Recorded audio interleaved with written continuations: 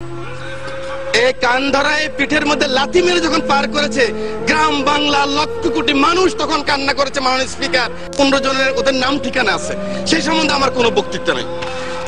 1 লক্ষ কিংবা একটা, কিংবা আপনি দেখেন এই যে যুগান্তর সহ অনেক পত্রিকা 12/5/2013 তারিখে লিখেছেন 1,50,000 গোলা বারুদ ব্যবহার করেছে।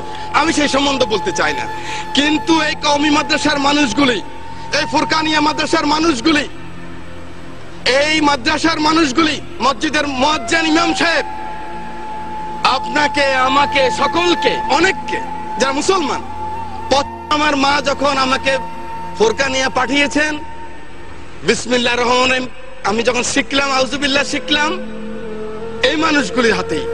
এই মানুষগুলি আমাকে শিখেছেন মৃত্যুর পরে মান রব্বুকা মান হাযা, মান রব্বুকা মান দীনুকা মান হাযাল্লাযী ফিহি। এই মানুষদের শিখিয়েছে আমার মৃত্যুর পরে যখন কবরে রাখবেন, মিনহা খালাকনাকুম ওয়া ফিহা নুঈদুকুম ওয়া মিনহা নুখরিজুকুম তারাতুন উখরা।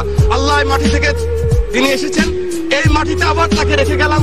সেই মানুষগুলিকে একটা জিনিস আমি দেখেছি, মাননীয় স্পিকার, এভাবে কান ধরে এই মানুষগুলিকে যখন এই কান ধরায় পিঠের মধ্যে লাথি মেরে যখন পার করেছে, গ্রাম বাংলা লক্ষ কোটি মানুষ তখন কান্না করেছে। মাননীয় স্পিকার, এটা কিন্তু আল্লাহ সহ্য করবে না।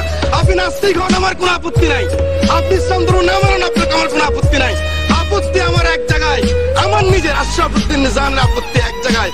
আমার কোরআন নিয়ে কথা বললে, আমার রাসূল নিয়ে কথা বললে, I am the last person.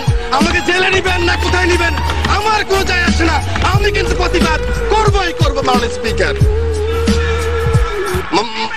মাননীয়